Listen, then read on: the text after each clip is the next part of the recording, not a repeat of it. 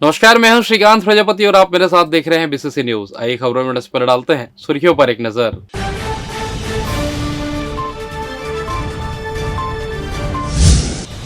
सड़कों की मरम्मत जल्द करे शुरू, डिप्टी सीएम ने की विभाग की समीक्षा। हाथियों को करंट से बचाने हुई सुनवाई, हाईकोर्ट में जवाब प्रस्तुत। मॉर्निंग वॉक में बाप बेटे को हाइवा ने रौंदा, दोनों की हुई दर्दनाक मौत। और कलेक्टर एसपी ने रतनपुर का लिया जायजा, नवरात्र में पूरी चाक चौबंद है व्यवस्था। तो ये थी सुर्खियां। अब खबरें विस्तार से। उप मुख्यमंत्री अरुण साहू ने बिलासपुर संभाग के लोक निर्माण विभाग के अधिकारियों की बैठक लेकर निर्माण कार्यों की प्रगति की समीक्षा की। उन्होंने सर्वोच्च प्राथमिकता के साथ सड़कों का मरम्मत कार्य शुरू करने को कहा है। 10 अक्टूबर तक कार्य आदेश जारी कर हर हाल में 15 अक्टूबर से कार्य शुरू करने के निर्देश दिए हैं। उन्होंने चेतावनी दी है कि सड़कों का ऐसा मरम्मत करे कि इनमें एक भी गड्ढा नहीं दिखनी चाहिए। नवंबर तक सभी सड़कें चकाचक हो जाने चाहिए। सर्किट हाउस में आयोजित बैठक में पीडब्ल्यूडी विभाग के सचिव कमलप्रीत सिंह और ईएनसी के पिपरे भी उपस्थित थे। लोक निर्माण विभाग के मंत्री अरुण साहू ने इंजीनियरों की लगभग 3 घंटे तक मैराथन बैठक ली। उन्होंने कहा कि केवल ऑफिस में ना बैठे, आधे से ज्यादा समय फील्ड में बिताए, बारीकी से कामों को निरीक्षण करें, गुणवत्ता और समय सीमा का ध्यान रखा जाए। जब आप स्वयं निर्माण कार्यों के लिए समय सीमा और गुणवत्ता का निर्धारण करते हैं तो इसका पालन कराने की जिम्मेदारी भी आपकी है।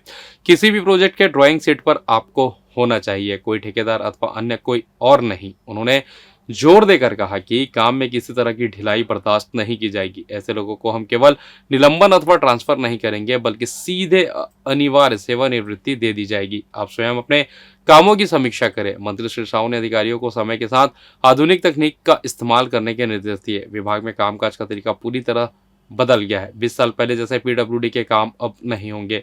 अपने आप में सब बदलाव लाए। टाइपराइटर अथवा कार्बन की कार्यशैली अब पुरानी हो गई है, दिन लद गए हैं। उन्होंने कहा कि निर्माण कार्य समय पर पूर्ण किए जाए। गड़बड़ियां करने वालों के विरुद्ध कठोरता से कार्रवाई होगी। वहीं अच्छे से काम करने वालों को शासन प्रोत्साहन भी देगी। Chhattisgarh state power distribution company ने बिलासपुर में बड़ा फेरबदल किया है। जहां बिलासपुर क्षेत्र में पदस्थ मुख्य अभियंता ए.के. धर का स्थानांतरण एसडीपी कार्यालय रायपुर में हुआ है, तो वहीं बिलासपुर क्षेत्र में मुख्य अभियंता के पद पर ए.के. अम्बस्ट को प्रभार दिया गया है। उक्त आदेश के बाद देर शाम शुक्रवार को तिफरा स्थित मुख्यालय में पूर्व मुख्य अभियंता ए.के. धर को विदाई दी गई। इस दौरान ए.के. धर ने कार्यालय के सभी कर्मचारी और अधिकारियों को धन्यवाद ज्ञापन करते हुए सभी को पावर कंपनी के हित में कार्य करने का आह्वान किया तथा सभी के स्वस्थ जीवन की कामना भी की। इस अवसर पर नवगत मुख्य अभियंता ए.के. अम्बस्ट का स्वागत किया गया। ए.के. अम्बस्ट ने क्षेत्रीय मुख्यालय में कार्यभार ग्रहण किया। इस बीच ए.के. अम्बस्ट ने पदभार ग्रहण करने के पश्चात उपस्थित अधिकारियों एवं कर्मचारियों को संबोधित करते हुए कहा कि बिलासपुर क्षेत्र के उपभोक्ताओं को उच्च गुणवत्ता पूर्ण विद्युत की आपूर्ति व पूर्ण निर्माण कार्यों को शीघ्र पूर्ण कराने के साथ ही बिजली संबंधित शिकायतों का त्वरित निराकरण कराना सर्वोच्च प्राथमिकता होगी। छत्तीसगढ़ क्रिकेट संघ ने सी.के. नायडू ट्रॉफी के लिए टीम का ऐलान कर दिया है। बिलासपुर के ऑलराउंडर मयंक यादव टीम के कप्तान बनाए गए हैं। साथ ही 2 अन्य प्लेयर सन्नी पांडे और अभिजीत टाह को भी टीम में शामिल किया गया है। बता दें कि छत्तीसगढ़ स्टेट क्रिकेट संघ ने सर्वप्रथम ट्रायल के लिए खिलाड़ियों का चयन किया था, जिसमें 60 खिलाड़ियों का चयन कैंप के लिए किया और इसमें बेहतर प्रदर्शन के आधार पर खिलाड़ियों का टीम के लिए सिलेक्शन मैच कराया गया। बिलासपुर क्रिकेट संघ के लिए बड़े ही हर्ष की बात है कि स्टेट टीम में 3 खिलाड़ियों का चयन छत्तीसगढ़ अंडर 23 सी.के.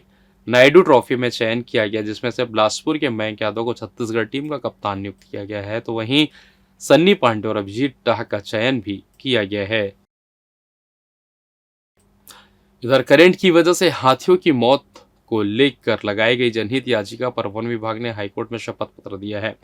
कहा है कि छत्तीसगढ़ राज्य विद्युत वितरण कंपनी अब केंद्र सरकार के साथ मिलकर हाथियों को करंट से बचाने के लिए जारी गाइडलाइन के मुताबिक काम करेगी। इस संबंध में निर्देश भी जारी कर दिया गया है। इसके बाद सीजे रमेश सिन्हा और जस्टिस बी.डी. गुरु की बेंच ने याचिका निराकृत कर दी है। हाईकोर्ट ने कहा है कि केंद्र सरकार की गाइडलाइंस का मूल भावना के अनुरूप पालन किया जाए। दरअसल हाथियों की बिजली करंट से हो रही मृत्यु को लेकर 2018 में रायपुर निवासी नितिन सिंघवी ने जनहित याचिका लगाई थी। तब विद्युत वितरण कंपनी ने लगभग 8,500 किलोमीटर 33 केवी, 11 केवी और निम्न दाब लाइनों की उच्च ऊंचाई बढ़ाने और बेयर कंडक्ट के स्थान पर कवर्ड कंडक्टर और एसीबी केबल लगाने के लिए 1674 करोड़ की मांग वन विभाग से की थी। तब से दोनों विभाग खर्च वहन करने के लिए एक दूसरे पर जिम्मेदारी डाल रहे थे। इसको लेकर 2021 में सिंघवी ने फिर से जनहित याचिका लगाई थी।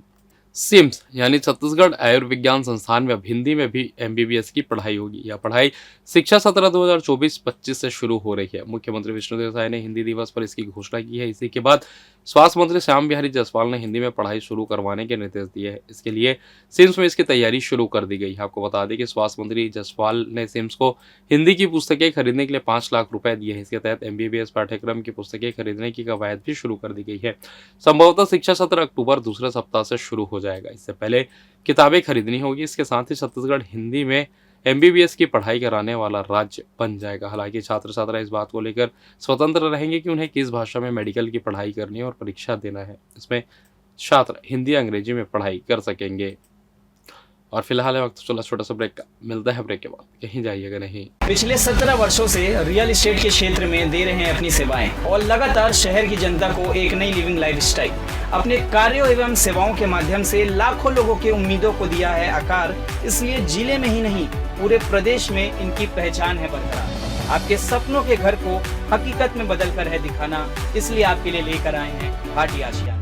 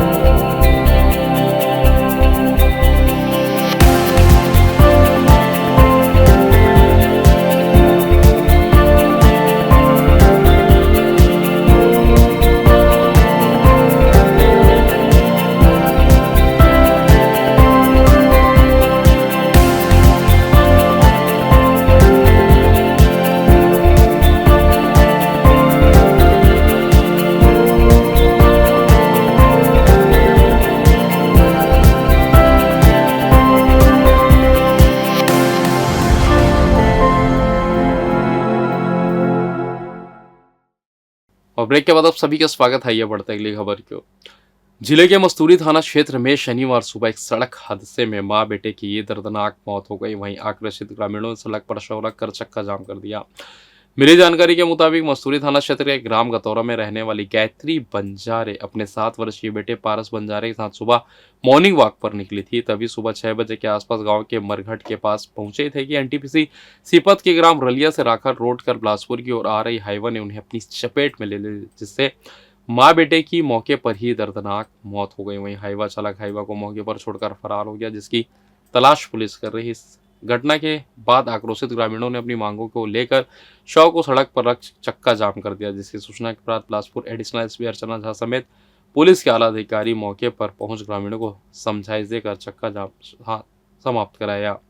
सरकंडा थाना क्षेत्र के शनिश्री रपटा के पास बैराज के नीचे शनिवार सुबह एक अज्ञात युवक की लाश मिलने से हड़कंप मच गया है। वहीं सूचना के बाद मौके पर पहुंची पुलिस आगे की जांच में जुट गई है। मिली जानकारी के अनुसार सरकंडा थाना अंतर्गत शनिश्री रपटा के पास हरपा नदी में बने बैराज के पास शनिवार सुबह आसपास के लोगों ने पानी में तैरते हुए एक लाश को देखी, जिसके बाद मौके पर पहुंची पुलिस और एसडीआरएफ की टीम ने पानी से शव को निकालकर देखा तो शव पुरानी लग रही है। वहीं अज्ञात युवक की उम्र लगभग 35 से 40 वर्ष लग रही है, जिसके बाद पुलिस ने अज्ञात शव के बारे में आसपास के लोगों से पूछताछ की, लेकिन इसके बारे में कोई जानकारी हाथ नहीं लगी। शव को कब्जे में लेकर पंचनामा कार्रवाई के बाद पीएम के लिए सिम्स भेज दिया गया। वहीं सरकंडा पुलिस अज्ञात युवक की पहचान हेतु आगे की जांच कार्रवाई में जुट गई है। सिम्स में मेडिसिन विशेषज्ञ डॉक्टर लखन सिंह की वापसी हो गई। वहीं अब सिम्स डीन डॉक्टर रमणेश मूर्ति अब सिर्फ सिम्स के प्रभारी डीन के रूप में कार्य करेंगे। उन्हें अतिरिक्त रूप से अंबिकापुर मेडिकल कॉलेज के डीन का प्रभार सौंपा गया था, जिसे शासन स्तर पर वापस ले लिया गया। इसके साथ ही निश्चेतना विशेषज्ञ डॉक्टर मधुमिता मूर्ति और पीसीएम डिपार्टमेंट की डॉक्टर हेमलता सिंह की भी सिम्स में वापसी हो गई। नए प्रभार के लिखित निर्देश नहीं दिया गया था। शासन स्तर पर यह तबादला आदेश शुक्रवार को जारी किया गया है। जारी किए गए लिस्ट में सिम्स के 4 पुराने डॉक्टर में डॉक्टर रमणेश मूर्ति, डॉक्टर मधुमिता मूर्ति, डॉक्टर लखन सिंह, डॉक्टर हेमलता सिंह की वापसी हो गई है, लेकिन सबके बीच सिम्स के 2 चिकित्सकों पर तबादले की गाज गिरी। इसमें ऑर्थोपेडिक डिपार्टमेंट के डॉक्टर आर.के. दास को तबादले के तहत रायपुर मेडिकल कॉलेज और निश्चेतना विशेषज्ञ डॉक्टर राकेश निगम को सरगुजा मेडिकल कॉलेज भेज दिया गया है। कलेक्टर अवनीश शरण और पुलिस अधीक्षक रजनेश सिंह ने शारदीय नवरात्रि के मद्देनजर रतनपुर स्थित मां महामाया मंदिर परिसर में ट्रस्ट पदाधिकारियों और अधिकारियों की बैठक लेकर नवरात्रि के दौरान व्यापक इंतजाम के निर्देश दिए। बैठक में कलेक्टर ने मुख्य नगर पालिका अधिकारी रतनपुर को निर्देश दिया कि दर्शन के लिए आने वाले श्रद्धालुओं को किसी भी प्रकार की समस्या न हो। लाइट, पेयजल, साफ सफाई, ट्रैफिक पार्किंग व्यवस्था के समुचित इंतजाम करने कहा। कलेक्टर ने कहा कि वीवीआईपी विजिट के दौरान सुरक्षा व्यवस्था के लिए अधिकारी सतर्क रहे। अधिकारियों की ड्यूटी पालियों में लगाए जाने के निर्देश दिए। विशेष रूप में सप्तमी अष्टमी पर श्रद्धालुओं की भीड़ के मद्देनजर प्रबंधन के लिए कलेक्टर ने निर्देशित किया। उन्होंने मंदिर ट्रस्ट के पदाधिकारियों से भी इंतजामों के लिए सुझाव मांगे। पुलिस अधीक्षक रजनेश सिंह ने सुरक्षा के लिए बल की व्यवस्था की जानकारी दी। पुलिस अधिकारियों को श्रद्धालुओं की सुरक्षा व्यवस्था, सीसीटीवी व्यवस्था, भीड़ प्रबंधन के लिए व्यापक इंतजाम के निर्देश दिए। श्री सिंह ने बताया कि 200 पुलिस जवानों को परिसर में तैनात किया गया, जो नवरात्रि के दौरान व्यवस्था संभालेंगे। अधिकारियों ने मां महामाया के दर्शन किए और परिसर में लगे विभिन्न स्टॉलों को निरीक्षण कर जानकारी ली। परिसर में लगे मेले का भ्रमण करते हुए अधिकारियों ने खरीदी भी की। इस अवसर पर कोटा एसडीएम युगल किशोर उर्वसा, उप पुलिस अधीक्षक अर्चना झा, तहसीलदार व अन्य अधिकारी मौजूद रहे।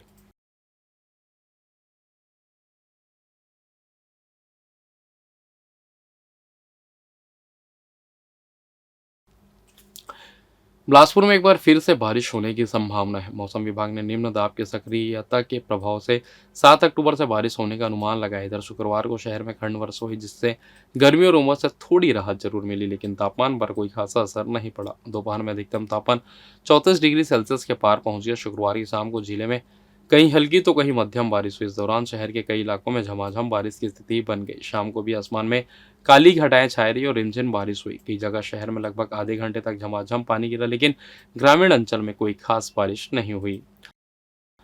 और फिलहाल इस बुलेटिन में बस इतना ही। मुझे दीजिए इजाजत, फिर होगी आपसे मुलाकात। तब तक देखते रहिए बीसीसी न्यूज़। नमस्कार।